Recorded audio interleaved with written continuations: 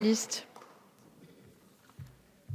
Merci Madame la Présidente. Monsieur le Ministre, la confiance à l'école ne se décrète pas, encore moins dans une loi caractérisée par sa verticalité. À l'instar du mouvement des stylos rouges, de nombreux enseignants et personnels de l'éducation nationale attendaient non pas une énième réforme à votre main, mais une loi de reconnaissance, une loi de programmation budgétaire avec des moyens humains et du pouvoir d'achat supplémentaire afin d'améliorer concrètement leurs conditions de travail et celles des élèves. Une loi de reconnaissance pour leur investissement dans ce beau métier d'enseignant que certains se plaisent à caricaturer en évoquant entre 15 et 25 heures de travail par semaine ou les 16 semaines de vacances. Votre réponse à ces demandes de reconnaissance, la suppression de 3 500 postes dans le second degré et le gel des rémunérations. Dans le premier degré, les professeurs des écoles sont parmi les moins bien payés en Europe. À Bac+5, 1 800 € net au bout de 10 ans d'ancienneté. Monsieur le ministre, notre collègue Patrick Hetzel a raison de plaider le renvoi en commission. Beaucoup de dispositions sont trop imprécises et d'autres insuffisamment concertées. Elles ont été adoptées dans la précipitation.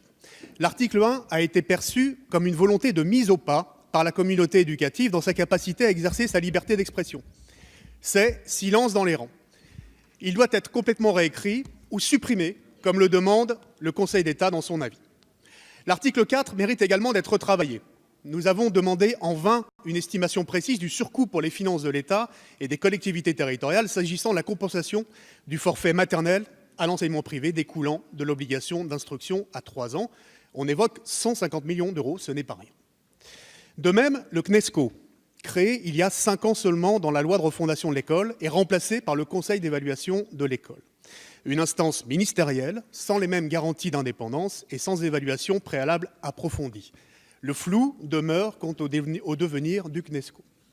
Enfin, trop de dispositions de ce projet de loi renvoient au gouvernement le soin d'écrire la loi en lieu et place du Parlement au moyen des ordonnances, comme par exemple sur la nouvelle organisation des académies ou les conseils départementaux de l'éducation nationale, sans compter 22 décrets d'application dans les 25 articles du projet de loi. Pour toutes ces raisons, Madame la Présidente, notre groupe socialiste et apparenté votera la motion de renvoi en commission.